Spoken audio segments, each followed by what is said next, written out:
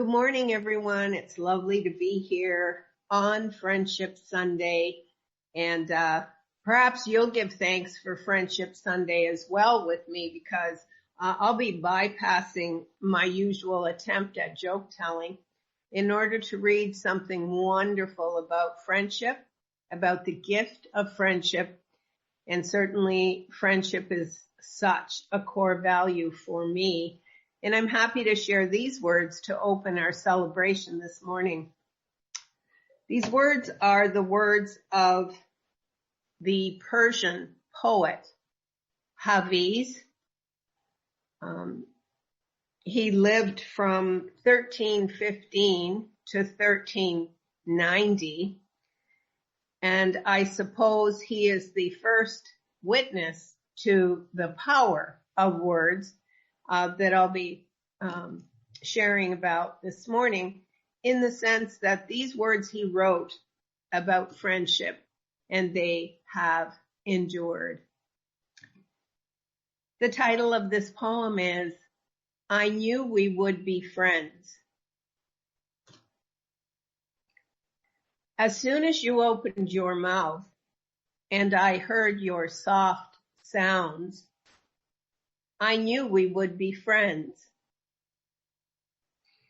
The first time, dear pilgrim, that I heard you laugh, I knew it would not take me long to turn you back into God. And so as you look at your friend that you may have brought to service, or if a friend is on Zoom, then certainly we enfold them in the love that allowed us to know from those first words and that first laugh shared that it would not take long to turn them into God. So as we move into this experience of Sunday service together, I acknowledge that it is never I doing this work, but the power of the I Am presence within me. And I open to receive the will and the way of the Father as we move into this time of hearing a message. The talk title this morning is actually taken directly from the work of Florence Scovel Shinn. Old-time unity, those among us who might consider ourselves old school, will certainly recognize her name. She is best known, Florence Scovel Shinn, for her work, The Game of Life and How to Play It. The Game of Life and How to Play It. Because reviewing her life this week really inspired the message for me today, I would just like to share one of those happy miracles that arrives on a path when we are open to it. Although I knew that her birthday was in September, I did not remember that she passed away and left this realm on October the 17th. And so today we celebrate her transition in 1940 into her next experience of living.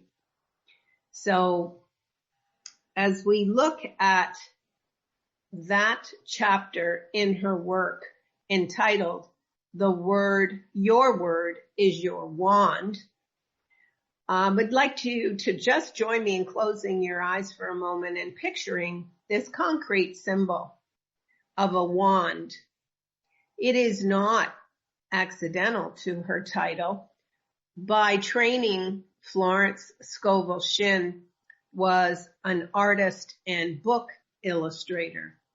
So that is what she did for a living before, in her middle years, she became a metaphysical teacher, speaker, and of course, writer. But this image of a wand calls up, of course, magic. And long after she had passed away, actually just a few years ago in 2013, Louise Hay, who was profoundly affected in her inspiration to heal and to teach about metaphysical healing. Louise Hay was very heavily influenced by Florence Scovel Shinn, and sometime in the year 2013, she received a letter asking her if she would be interested in purchasing the rights to a book that someone had come across. And so it's interesting that in the 21st century, one of her books got published under the governance of Louise Hay. I don't remember how this one made it into my library, but I'm just going to show it to you. It's called The Magic Path of Intuition. It's a fun book, The Magic Path of Intuition.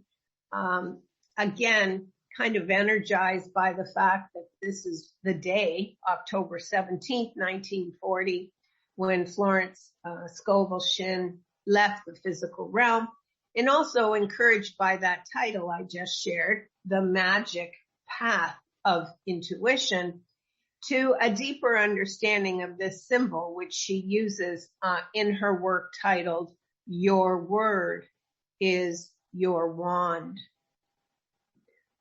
In a sense, she infuses our words when they formulate as thoughts, our words when they are spoken through the voice box, and our words when they are put into concrete form on the written page. Implicit in her title, Your Word is Your Wand, is that element of seeming magic. It almost seems magical when we can access the power that is actually, as we'll move through together to understand this morning, the power of our word, or the real wand behind our word, is consciousness. It really is about our level of consciousness, where we are vibrating in our understanding of our inseparability from God, from Source, in our understanding that it is through the I am within us that all power emanates. Let me tell you just a little bit more about Florence. She writes in her Your Word is Your Wand. She says, the invisible forces are always working for man who is always pulling the strings himself, though he doesn't necessarily know it. Owing to the vibratory power of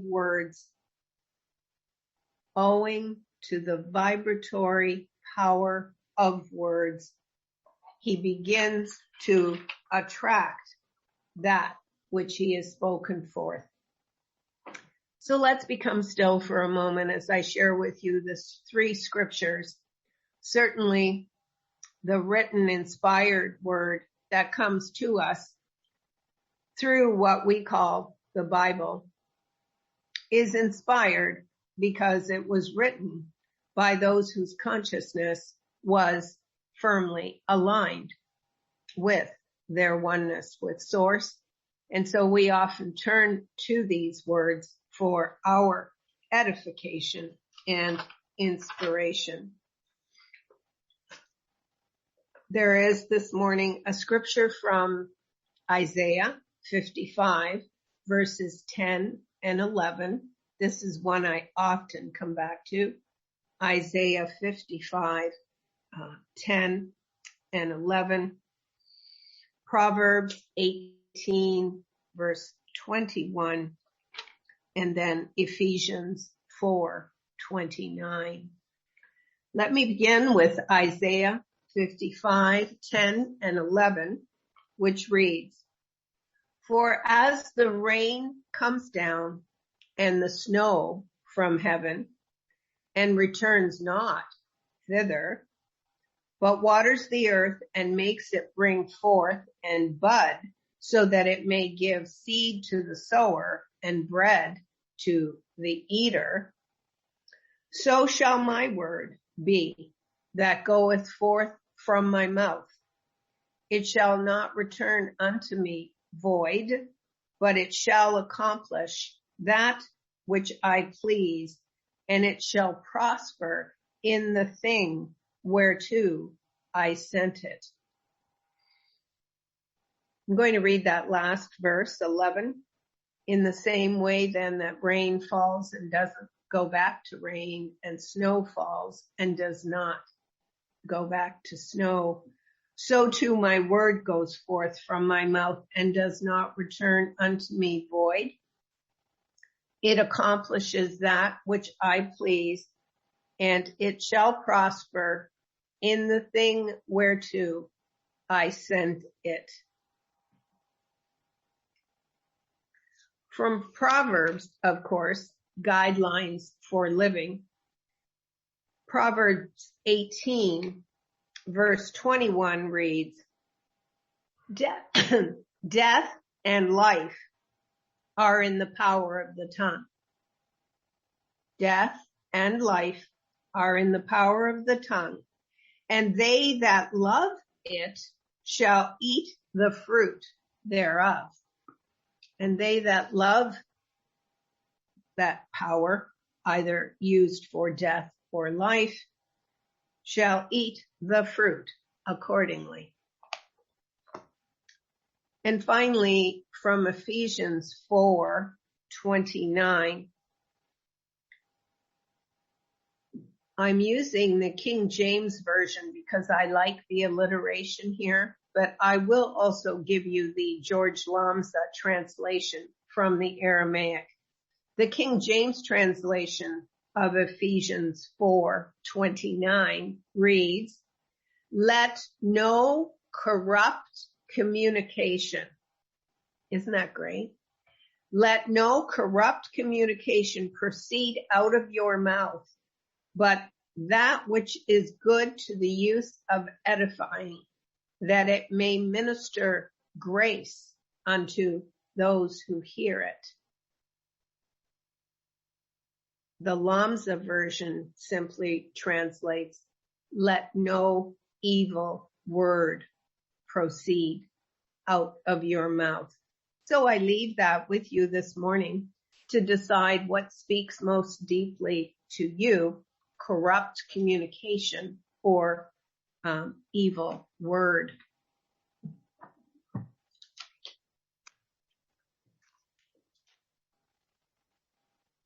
In ministerial school, we were sometimes asked to give what was called a true unity talk. And so this morning, as I immerse myself in the revealing word, in Mr. Fillmore's work, Jesus Christ Heals, and in Emmett Fox's Life is Consciousness, other than Florence Scovel Shinn, those have been my primary sources, and I'm really humbled and grateful to share with you that most of the citations and the inspiration for this message come from Jesus Christ Heals, from the Revealing Word, and from a pamphlet that those of you at church can probably pick up in the bookstore by Emmett Fox called Life is Consciousness. Life is Consciousness.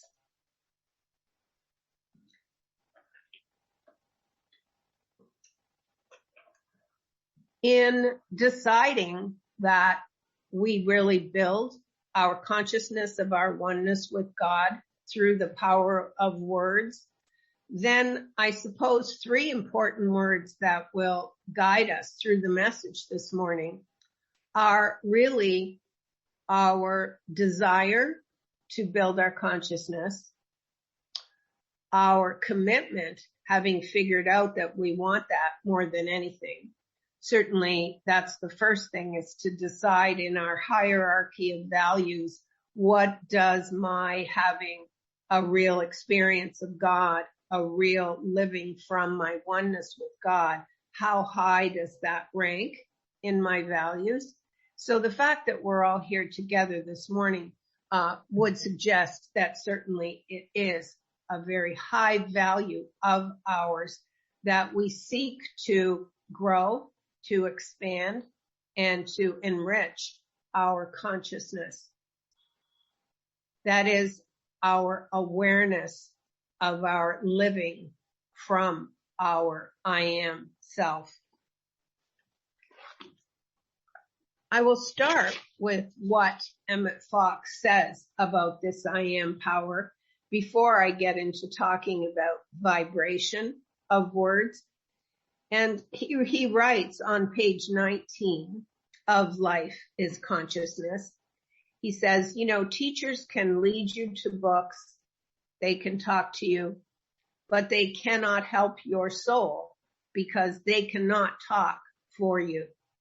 That's why you often hear me during these messages saying that they came through for me, that my prayer is that I'm a blessing. But Fox reminds me, when anyone uses I am to refer to you, it becomes you are.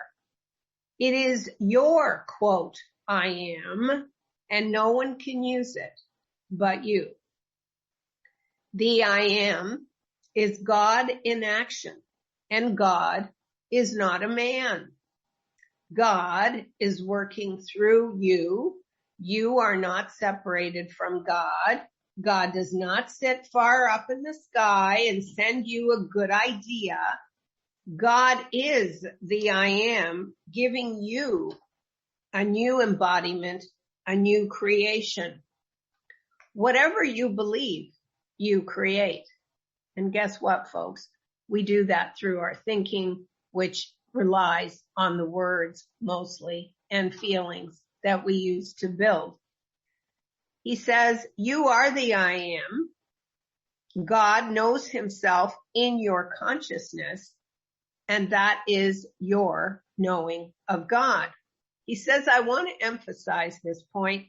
You build your own consciousness with your I am. No one else can do it for you, and you can't cheat. Sometimes you can cheat in business, in gambling, but you cannot cheat with the I am. Appearances count for nothing. Your consciousness is built with the I am. According to your I am, so are your conditions.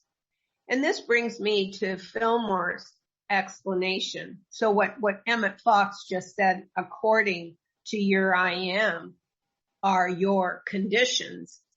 This business of the power of words sinks in at a deeper level for me each time that I return to study it. Certainly in the beautiful hymn that Jackie chose for us this morning, I suppose the entire message could be summarized in two of the lyrics, which say, gems of wisdom thrilling and thirst for truth fulfilling. When we talk about building our consciousness through powerful words, or when we talk about using our I am consciousness at the vibratory sequence where it is, we are really talking about what become gems of wisdom thrilling. They are gems of wisdom that we think and speak forth, one or the other, or write them down, commensurate with or contingent upon our level of consciousness. So the degree to which the words that I choose are building my consciousness and oneness with God, that degree is determined by where I'm vibrating. And I'm in charge of that vibration. I am builds that vibration. And of course, you heard me speak the three words. I must desire this. I must commit to it. And then with the desire and the commitment, I must bring the discipline required to consciously build the temple, to consciously build the consciousness of my oneness with God. There is an interesting trick, I suppose, or stunt. Let's call it a tool, okay? There is an interesting tool that I came across, and maybe some of you have as well, in your looking at practicing the presence. It's something called the 10 seconds of meditation. 10 seconds of meditation, given as a very practical way to do what I'm offering and inviting you to do this morning, which is to use the I am in order to build a higher frequency and a more consistent living in the consciousness of my oneness with God. I have found this 10-second meditation to be immensely powerful. I have found this 10-second meditation to be at least as constructive as the act of writing words that are powerful. And this 10-second meditation involves a return to inspired words. So the vibration at which we build our consciousness is contingent upon the words that we choose, and also on the consistency with which we dedicate ourselves through committing and through being disciplined. So, for example, a 10-second meditation happens at any point during the day when these words that I have consciously, deliberately taken as inspired words, as divinely vibrating words, I've taken them into consciousness. So the 10-second meditation might be as simple as, thy grace is my sufficiency in all things. Thy grace is my sufficiency in all things. That's an example of a 10-second meditation. And thank you for that, Joel Goldsmith. I'd like to read now from Mr. Fillmore's writing on the word, and you will find this in Teach Us to Pray on page 172. He says, the person who realizes most thoroughly that God is supreme and in him, and speaks forth that realization with conviction, causes all things to arrange themselves in divine order. Wow. That is all that we need to do. And I suppose the other 10-second meditation that comes up in me in this moment as pertinent to that is, seek first the kingdom which is within, and all things will be added unto you. So let me read this realization of God and how the word and speaking the word does not have to be, by the way, spoken outward. Perhaps more importantly, I find, are the self-talk, the words that I choose to build my consciousness, to elevate my frequency. So Fillmore writes, the person who realizes most thoroughly that God is supreme in him speaks forth that realization with conviction. So you see, Mr. Fillmore in his various places, and most notably, you will find what he writes about the word and the power of the word in the revealing word. However, what he emphasizes is not the word as we think of it as a combination of letters on a page, or even any word just spoken out loud, The kind of word that he is referring to is the word that reflects our vibratory frequency. And so the power of that word relies on that frequency. And so I'd like to read from Jesus Christ Heals what he says about the scientific aspect of this vibration. And you know, those of you who have been with me when we were immersed in the work of Dr. David Hawkins, you know, the scale of emotions, and it's all about vibrations, I thought to myself, wow, Fillmore was 100 years ahead. And here's what he says. Every word that we speak goes forth from our mouth charged with atomic energy that vibrates at a definite numerical rate. Wow. Do you remember that? Do you remember how in Hawkins' scale, joy and love and peace are 5 and 600? So Fillmore says every word that we speak goes forth from our mouth charged with atomic energies that vibrate at a definite numerical rate. For those of you who have his work, Jesus Christ Heals, that's on page 174. And he goes on to say, according to science, every atom is composed of protons and electrons. The number of electronic elements in an atom determine the character of the substance. And we realize now that modern science is just proving the truth of Jesus Christ's statement that we shall be held accountable for every word that we speak. He goes on to say, our minds determine the character of our words, and what the mind determines, the mouth obediently utters. Now, here's the thing. The mind is functioning in the third dimension. In my experience, the most powerful words with the greatest frequency come from my aligning my mind with the fourth dimension, with that dimension that is not of the limited form, that is not of the material mind.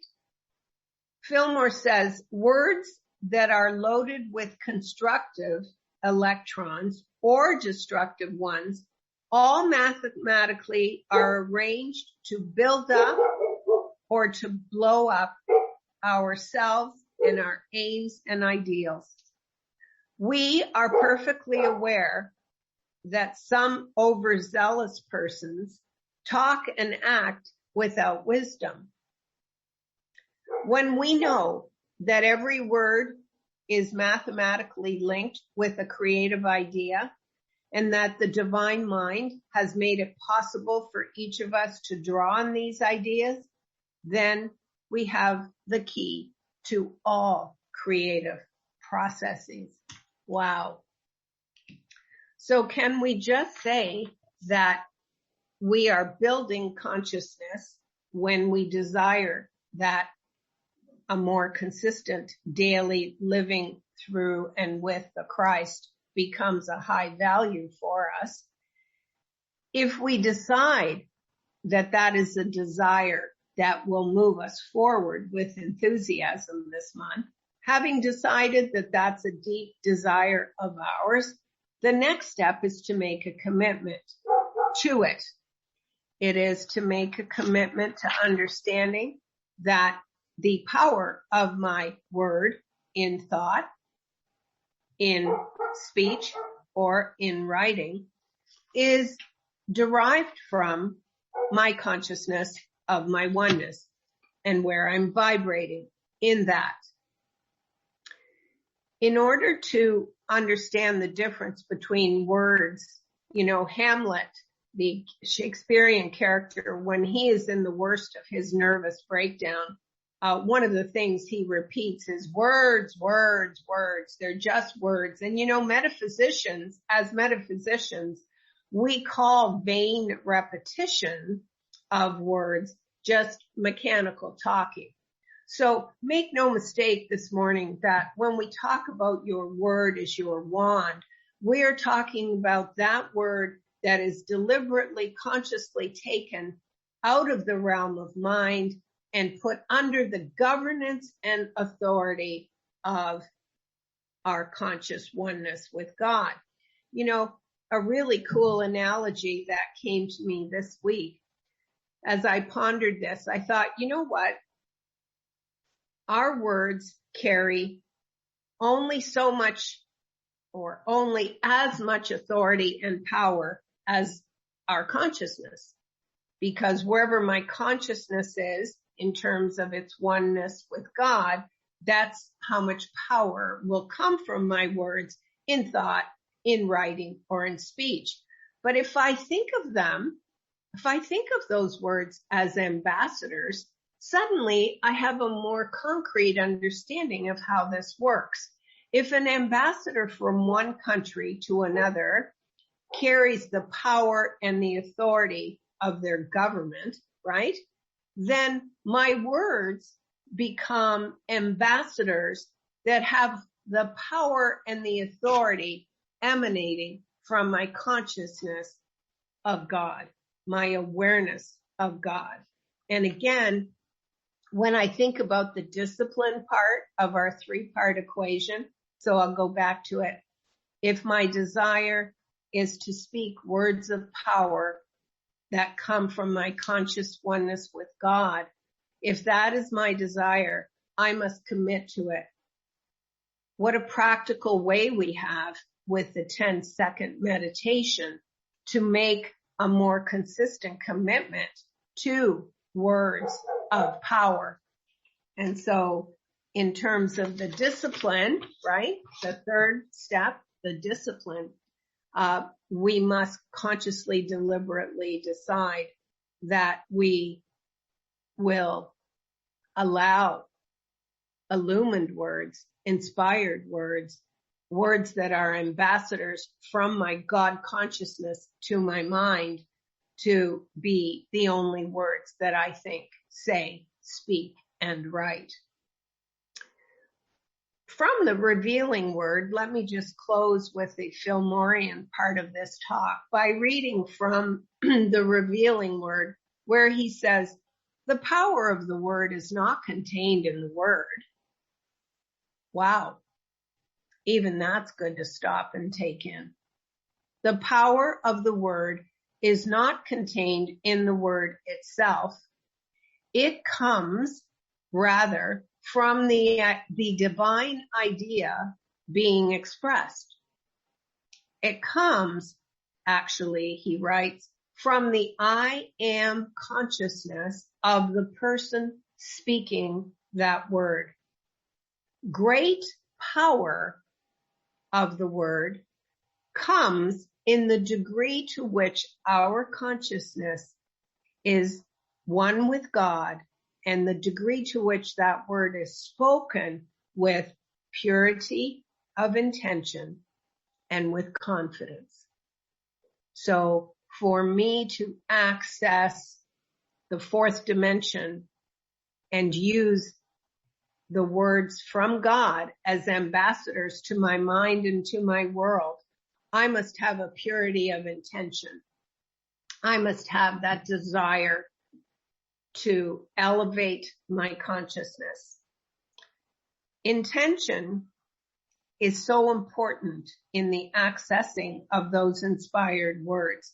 So when I say, for example, God will perfect that which he has given me to do, it is not mechanically spoken. It is not spoken devoid of intention. It comes from my deep desire to be an open channel, a ready vehicle for my current vibration to be expressed through the word. Because words mechanically spoken, words without much intention, will carry little or no power. However, when my words are the ambassadors of my conscious oneness with God, And when they are spoken with the sole intention of expressing a divine idea, that becomes the power of it. Jesus laid great stress and emphasis on the power of our words.